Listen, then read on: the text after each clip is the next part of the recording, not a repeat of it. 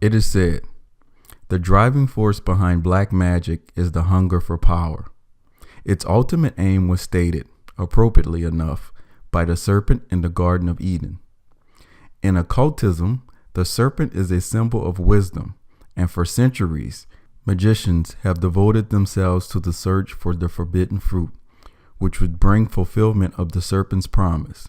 Carried to its furthest extreme, the black magician ambitions to wield supreme over the entire universe to make himself a god. It is natural to think magic as a thing of the past, which must have withered to dust under the hard light of modern science and skepticism. But in fact, this is not the case. Magical thinking is still deeply embedded in the human mentality. No one is a black magician in his own eyes, and modern occultists, whatever their belief and practice, think of themselves as high-minded white magicians, not as sinister brothers of the left-hand path. To succeed, he must make himself master of everything in it, evil as well as good, cruelty as well as mercy, pain as well as pleasure. Deep at heart of the magical outlook is the pagan but not ignorable conviction that everything has its place and the function in the order of the universe, and all types of experiences are potential rewards. The complete man, which is what the magician attempt to be, is the man who has experienced and mastered all things. The conviction is closely related to magical theory of the relationship between God, man, and the universe. These are all quotes from the book, The Black Arts, by Richard Cavendish. Looking back at the earliest recordings from the Sumerians, Assyrians, and Babylonians, we find that science, mathematics, divination came hand in hand in the pursuit of knowledge and wisdom by man. In other words, there was no difference in calculated magic, astronomy, and mathematics. These subjects were necessary for trying to master mysticism. Therefore, the practice transcends through time as mathematic divination, whereby a practitioner sought out to communicate with higher entities, devils, for wisdom through this mathematics. Back in the time of Sumer, Mesopotamia, translated from the cuneiform tablets, is that the Babylonians had scientific texts on divination, omen collection, medical texts, and astronomy. There was strong emphasis on schooling, teaching professional subjects, with the importance on through understanding in mathematics. The old Mesopotamian literal tradition continued to flourish in the great scribe Centra, which carried on perfecting the science of divination, astronomy, and astrology, as well as the study of literal composition of religious texts. Looking into the science in the area of physics, mathematics, and astronomy brings us to Sir Isaac Newton. This is part of a bigger piece of work that deals with the subject of how scientific knowledge is and has been acquired by man over time. We are led to believe that the men of the past were enlightened intellectuals with extraordinary abilities to reason and logically understand the world around us. But it should be questioned whether if this is truly the case or not. There is evidence that seems to be a commonality between many of these individuals. Surely, no one recalls the part in the subject of education on their discoveries in the areas of science regarding black magic. Now, in Newton's history, we are told about the practice of alchemy, where the subject is basically whitewashed with the fable of alchemists' sole pursuit to turn lead into gold. However, is the lead referred to actually about lead, the metal, and some on regarding gold? All the evidence points to something else, where man is the lead and the final stage of gold is man becoming God. What we have been told about the scholars of the past were that they were such great thinkers and how their discoveries changed the world. There is no denial that what was given by them changed the world, but what should be challenged or questioned is the source of their inspiration. The question is raised why Sir Isaac Newton may not be the scientist, astronomer, mathematician that we were told that he was. Why there is a strong case for replacing all those descriptive titles with one of such as he was a soothsayer, wizard, diviner, observer at times. He is much credited for his many works in science of physics. To the contrary, now and then you will hear that he was an alchemist, which was the whitewashed lie to cover up black magic. However, the truth of alchemy is very old, entrenched deep in the occult, hermetic, mystic knowledge associated with witchcraft. Nowadays, the simple term used has moved from magician to elite or enlightened one. Nevertheless, this is far from new. Freemasonry writer professed the same claim as the alchemists. Genesis chapter 3, verse 3 through 7.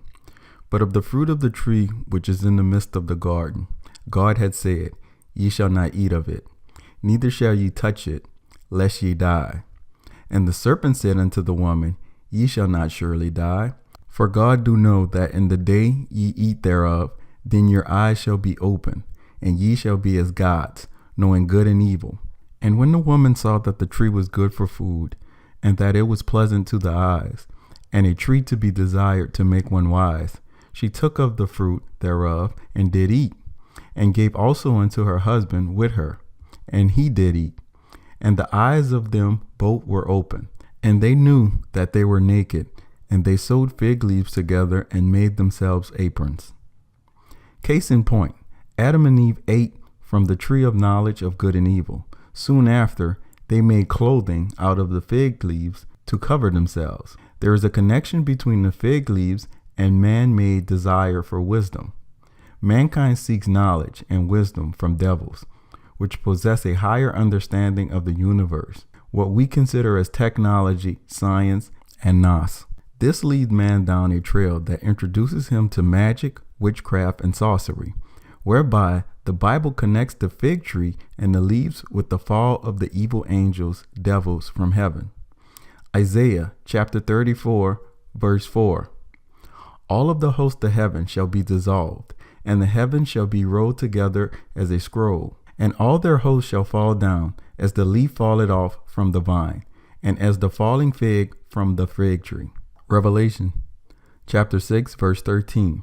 And the stars of heaven fell unto the earth, even as the fig tree casteth her untimely figs, when she is shaken of a mighty wind.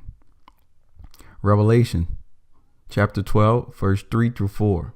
And there appeared another wonder in heaven, and behold, a great red dragon, having 7 heads and 10 horns, and 7 crowns upon his heads. And his tail drew a third part of the stars of heaven, and did cast them to the earth. And the dragon stood before the woman, which was ready to be delivered, for to devour her child as soon as it was born. By the verses, we can see that God gives warning concerning consulting these devils, which are wiser than man. Job chapter 28, verse 27 through 28. Then did he see it, and declared it. He prepared it, yea, and searched it out. And unto man he said, Behold, the fear of the Lord, that is wisdom, and to depart from evil is understanding. Revelation chapter 9, verse 20. And the rest of the men which were not killed by these plagues, yet repented not of the works of their hands, that they should not worship devils, and idols of gold, and silver, and brass, and stone, and wood, which neither can see, nor hear, nor walk. 1 Corinthians chapter 10, verse 20 through 21. But I say that the things which the Gentiles sacrifice, they sacrifice to devils, and not to God. And I would not that ye should have fellowship with devils. Ye cannot drink the cup of the Lord, and the cup of devils. Ye cannot be partakers of the Lord's table, and of the table of devils. Leviticus chapter 17, verse 7.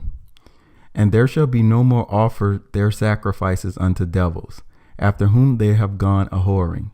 This shall be a statute forever unto them throughout their generations.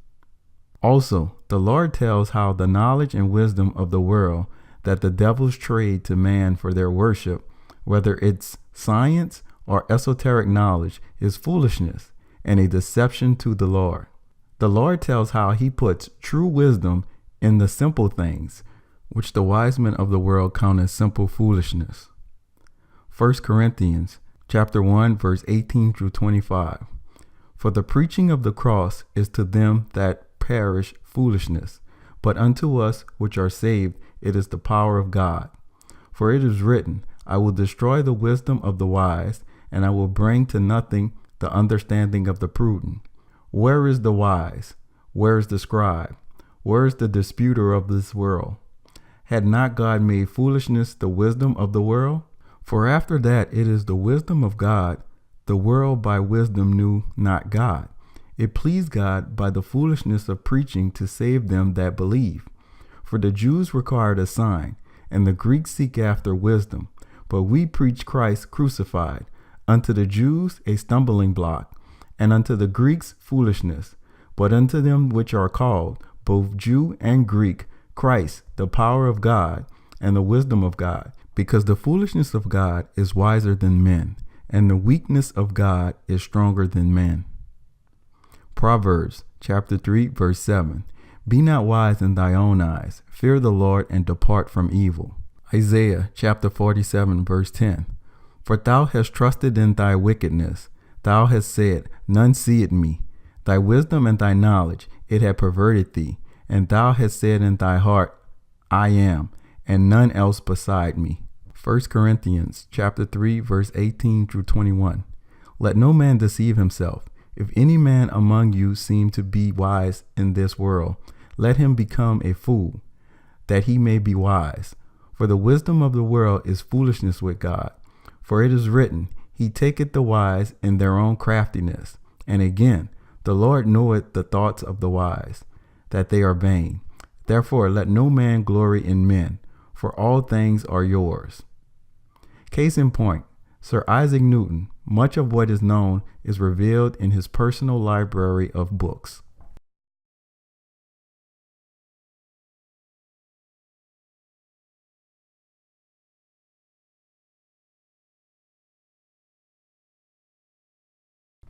Bacon states, but the most critical indicator of the will to power that underlay the birth of modernity is the remarkable growth of interest in the occult sciences. In the 17th century, alchemy, black magic, and witchcraft. C.S. Lewis, in a marvelous essay on the social and political risks of technocracy called The Abolish of Man, advanced the thesis that the birth of science and modern age is often misinterpreted, especially by those who claim that magic and the occult were medieval remnants to be swept away by the Enlightenment. Those who studied the period know better. There was little magic in the Middle Ages. The 16th and 17th century are the high noon of magic. The serious magical endeavor and the serious scientific endeavor are twins. One was stricken and died, the other strong and thrived. Both were twins. They were born of the same impulse. For magic and applied science alike, the problem is how to subdue reality to the wishes of men. The solution is technique. In no life is the strange relationship between science, magic, and modernity's move evident than in that of Sir Isaac Newton. Now looking at some further information into Sir Isaac Newton's life that was not commonly discussed. It's July 14, 1936. The place, Sotheby's, London. An unusual auction is going on. For sale are thousands of pages of recent, rediscovered manuscripts of Sir Isaac Newton, the product of more than a quarter century of research and thought by Newton in the late 17th century. There are only 3 buyers. The most enthusiastic is none other than John Maynard Keynes. Keynes ultimately acquires nearly half of the papers, which he left on his debt to King College, Cambridge. When he read the manuscripts, he and many others were shocked. The apotheose of Enlightenment science had spent much of his life obsessed with black magic and the occult. Newton left behind more than 650,000 words on alchemy and related subjects, citing more than 100 hermetic treatises. Keynes, after poring over these papers, reached the startling conclusion that Newton was not a rationalist, one who taught to think on the lines of cold and untrentured reason, but rather an alchemist and magician. It was false, Keynes argued, to consider Newton as the first great modern scientist, since Newton thought of himself as an heir to an esoteric brotherhood connected to papers and traditions handed down by the brethren in an unbroken chain back to the original cryptic revelations in Babylonia. As many hundreds of papers of unpublished manuscripts survive to testify, Keynes insists, Newton was seeking the philosopher's stone, the elixir of life, and the transmutation of base metals into gold. He was, indeed, a magician who believed that by intense concentration of the mind on traditional hermetics and revealed books, he could discover the secrets of nature and the course of future events. Just as by the pure play of the mind on a few facts of observation, he had unveiled the secrets of heaven. But Newton was no exception to his time. He corresponded extensively on alchemy with enthusiastic elder mentors on the subject. Robert Boyle, whom most people remember as the one of the founders of the modern chemistry and the formulators of the famous law concerning the behavior of gases. Boyle published numerous alchemical and occult tracts, including 1676 treatise, in which he claimed to have found the fabled philosopher's stone, the goal of the Hermetic quest, which enabled the transmutation of lead into gold. Newton was so concentrated by the implications of Boyle's apparent discovery that he warned in his letter to a mutual acquaintance that the magic knowledge was not to be communicated without immense damage to ye world. Most revealing of all is the progress of Newton's long journey in the occult. It was not, as one might think, that he investigated alchemy in the spirit of scientific inquiry, proceeding by trial and error to more rational, empirically rooted beginning of modern chemistry. Rather, as one of his principal biographers notes, he started with the somber chemistry and gave it up rather quickly for what he took to be a greater profound of alchemy. The late 17th century rival of alchemy helped illuminate the cultural and social currents that gave birth to its twin, modern natural science. The Hermetic quest involved several levels: a search for spiritual truth and insight into the nature of matter, the pursuit of occult powers over nature, and the technical investigations to find the key to transforming matter for human end.